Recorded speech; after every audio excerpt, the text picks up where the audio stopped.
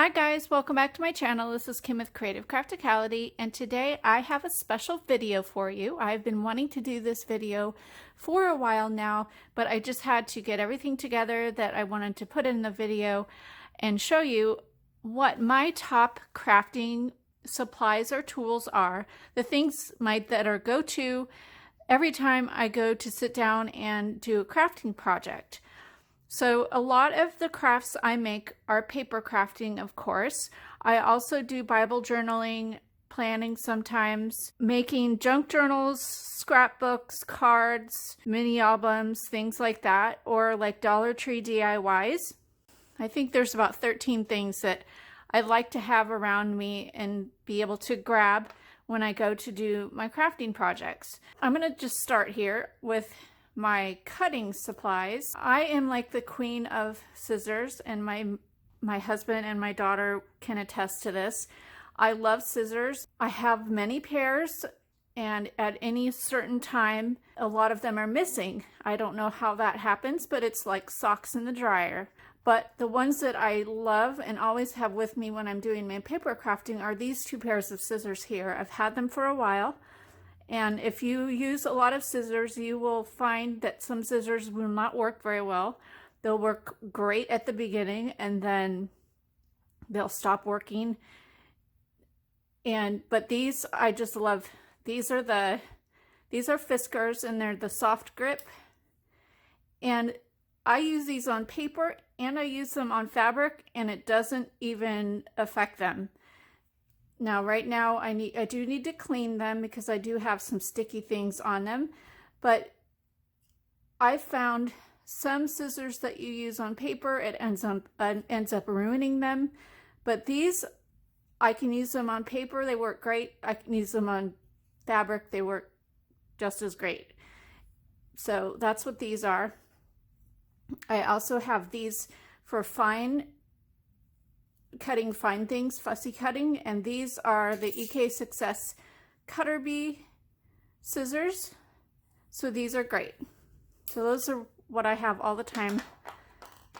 Another cutting tool that I use is my Fiskars paper trimmer, and I have the one that it's almost 7 inches wide by a little over 12 inches long. And this one is one of the newer ones, and it has the wire so you can see where you're exactly cutting, and it's the triple track. So I love that.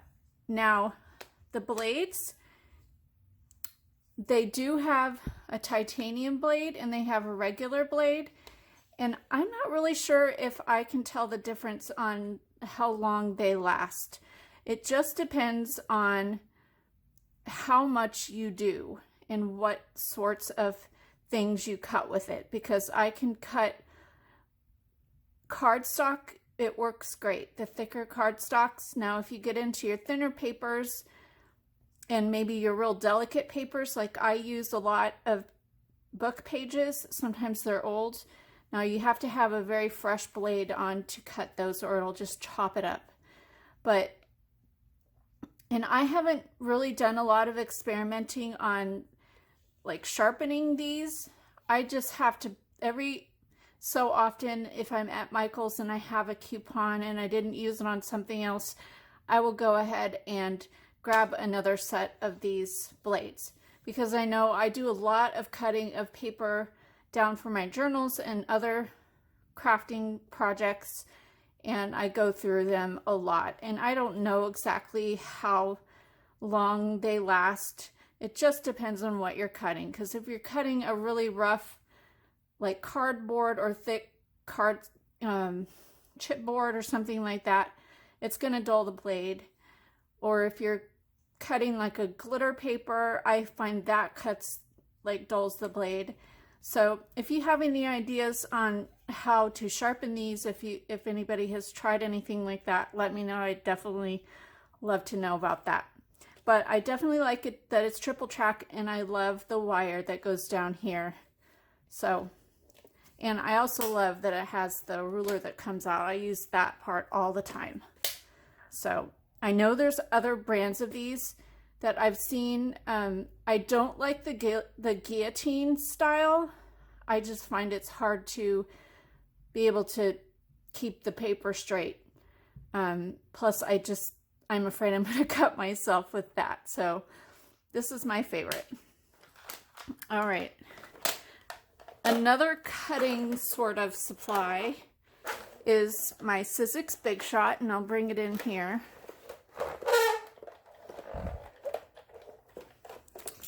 And this is what it looks like.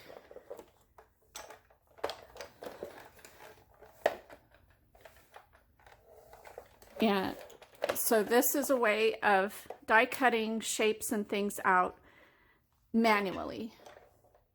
And it takes thin dies like these. I believe these are Spellbinders or Sizzix. I can't remember the fall leaves. I don't have the regular packaging with it. But it either takes these or it takes the thicker original kind of dies. And I have, I think, one of those. If you'd seen, I had made the Eileen Hull mini journals, the passport journals, and I showed you that die. I'll link that down below. And my Sizzix came with this platform. It's the extended multi-purpose platform. That's what this looks like. And it has different layers, and depending on what kind of die you use, like if I'm just using the thin dies like this, I use the whole layer, the whole platform. And then I put in my pads. There's 2 clear pads that usually comes with. I've used this a lot, you can tell. And you do have to replace these pads, especially I always cut up, so my pad on top gets curved, and they say there's a way you can keep turning it, but I never remember. I try to turn it up as much as I can, but it usually gets like this, and eventually it cracks. But that isn't for a long time.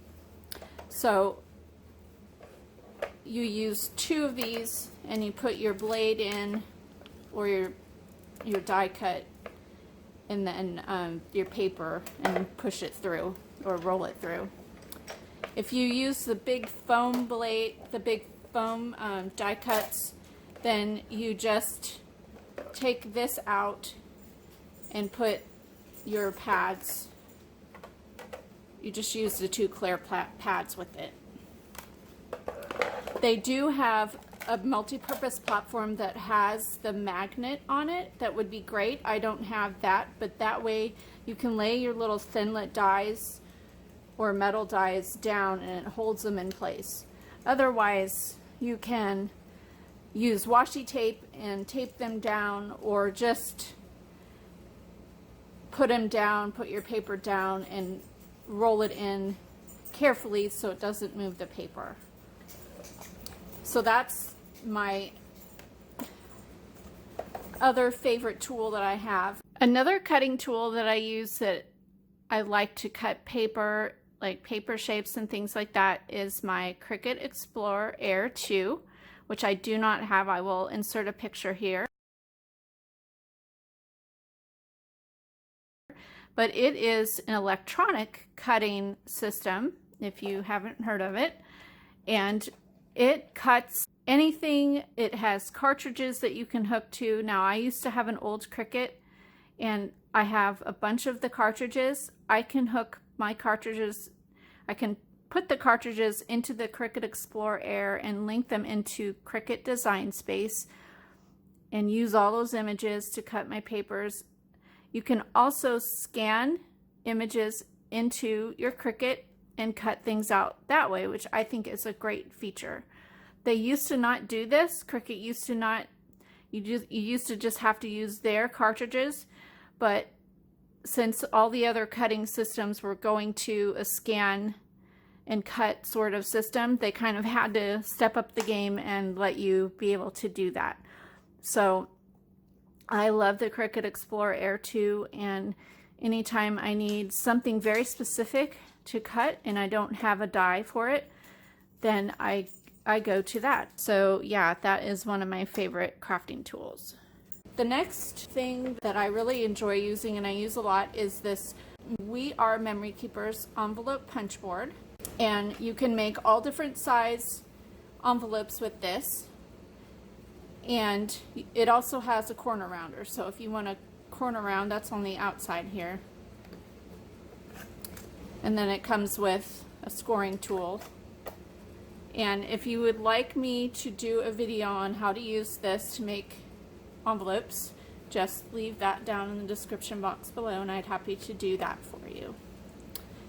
But I like this, and I believe they came out with a mini one as well. They do have, and I will put a link for it down below, there is an app that you can get on your phone that I believe it is done by We Are Memory Keepers, but you can put in a size of an envelope that you'd like to make, and it will tell you what size paper and where to line up your paper here on the envelope punch board to make that certain size envelope if it isn't listed here.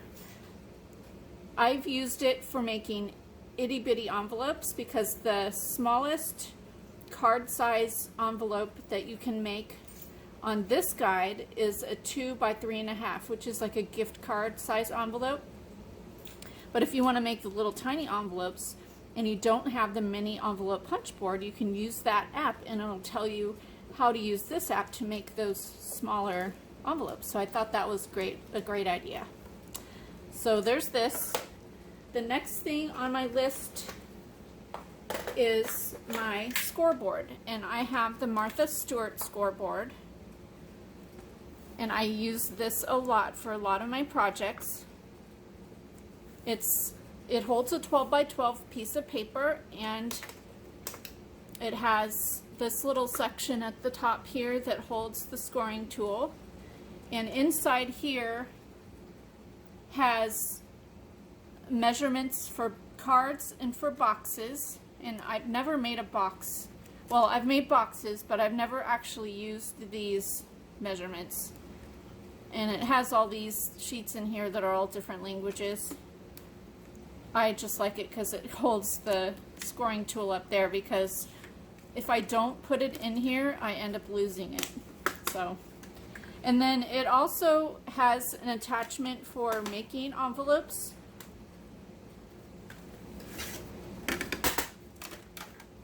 This slides on here, and it tells you how you can score and what size paper to make an envelope. And this, you actually have to cut out the little corners there. With the punch board, you actually punch it. When you line up your paper, you punch it, and this punches the little corner out. So, all right, let's see. Let's move on to adhesives. And everybody has their favorites.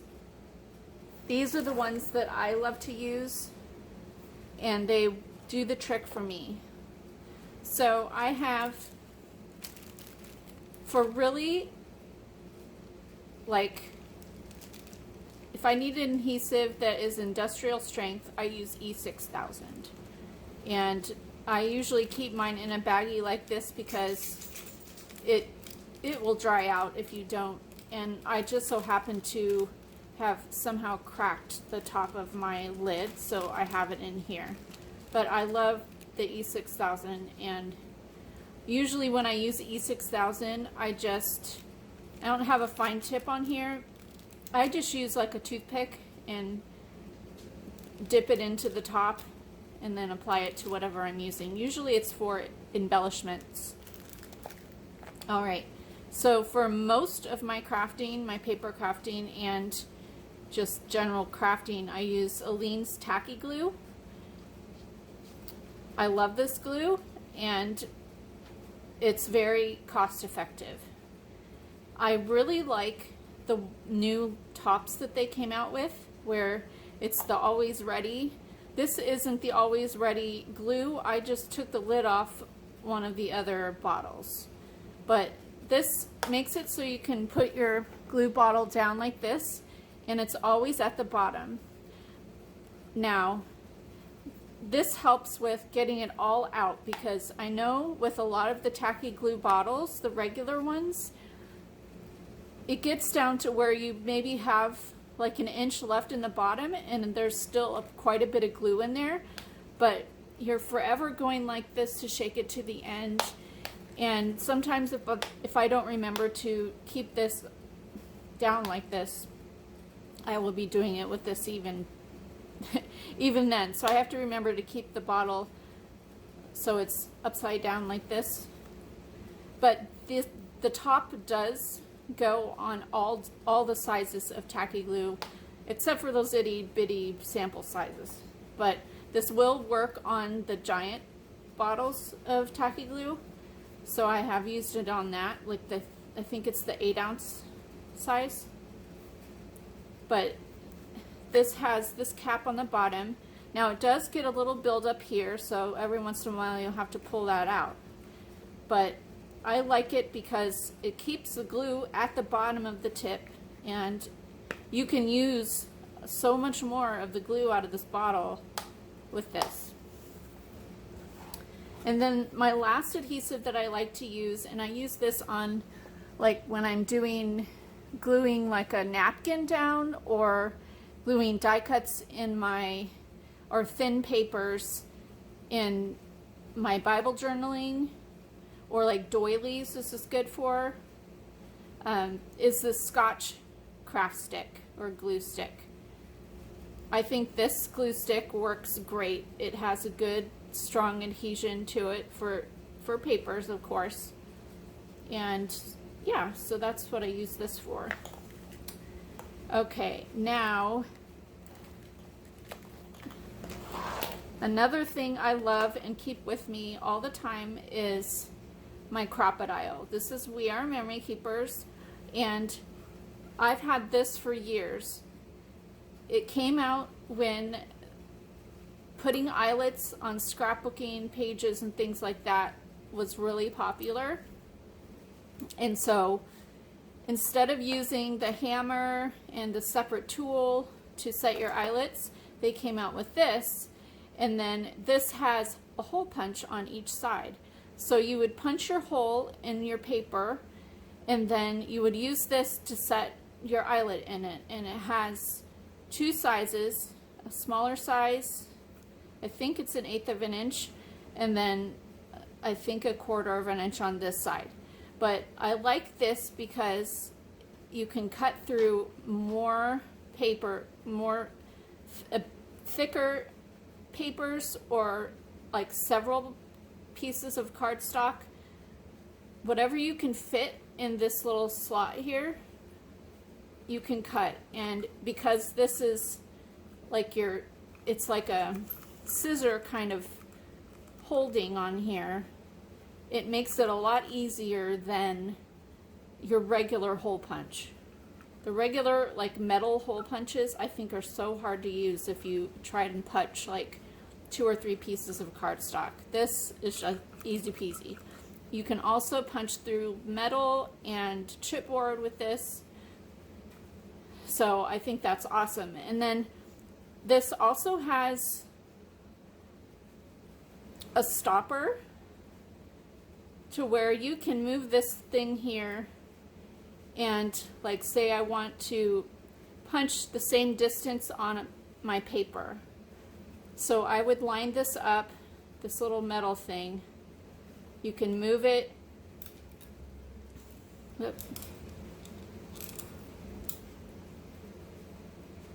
This screws off, and you can move this little lever here. It all comes off.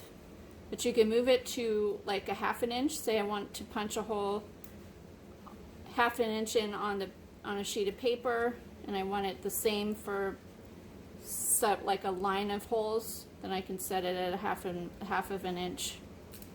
Screw that back in, and it'll stay there.